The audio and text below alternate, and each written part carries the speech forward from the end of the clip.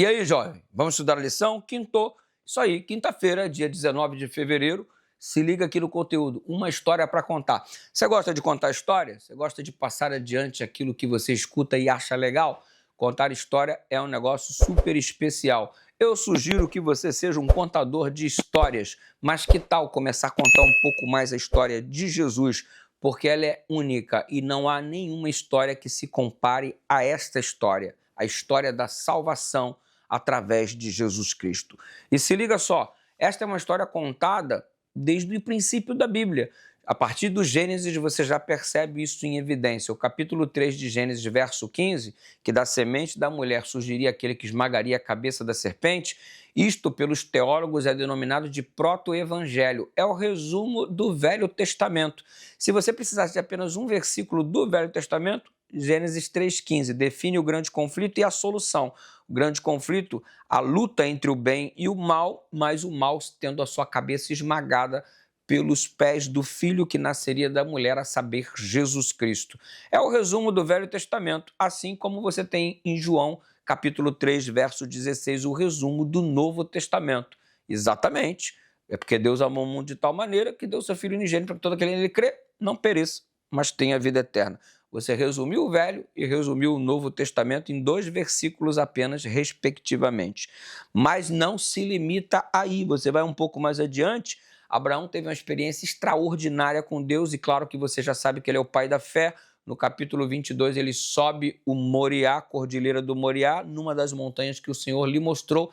Ele teve uma experiência extraordinária. Quando ia sacrificar o próprio filho, viu o cordeiro, aprendeu a lição que um dia Deus iria entregar o seu próprio filho, o Cordeiro de Deus que tira o pecado do mundo para a salvação da raça humana. É a história contada por Abraão. Parou por aí? Claro que não. Mais adiante, Jacó viu uma escada que ligava o céu à terra. Os anjos subiam e desciam. Símbolo do ministério de Cristo que liga o céu à terra. O pecado separou. Jesus religou através do seu sacrifício. A cruz ilustra perfeitamente isso. A cruz está ali, Jesus pendurado entre o céu e a terra para mostrar a ponte que ele estava estabelecendo, que pode ser comparada à escada vista por Jacó.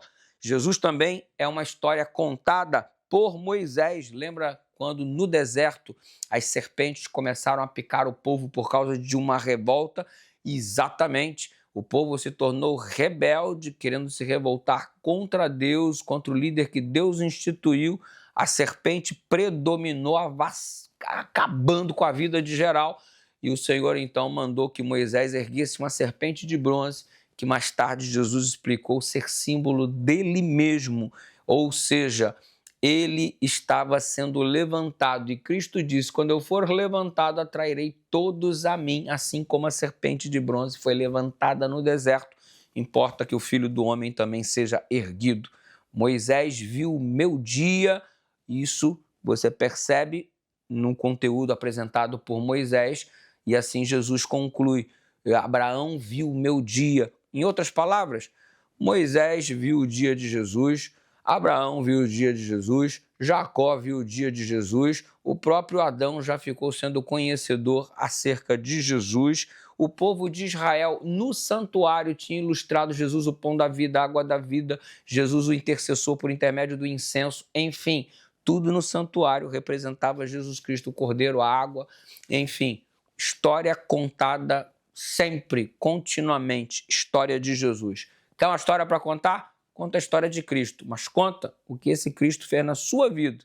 Então abre esse coração, deixa ele entrar, que você vai ter muita história de salvação para contar. Vamos orar. Pai querido, abrimos o nosso coração para que tu adentres a ele, faça morada nele e queremos contar para o mundo a tua história de salvação para a humanidade, mas dando testemunho de como o Senhor salvou a nossa vida, em nome de Jesus.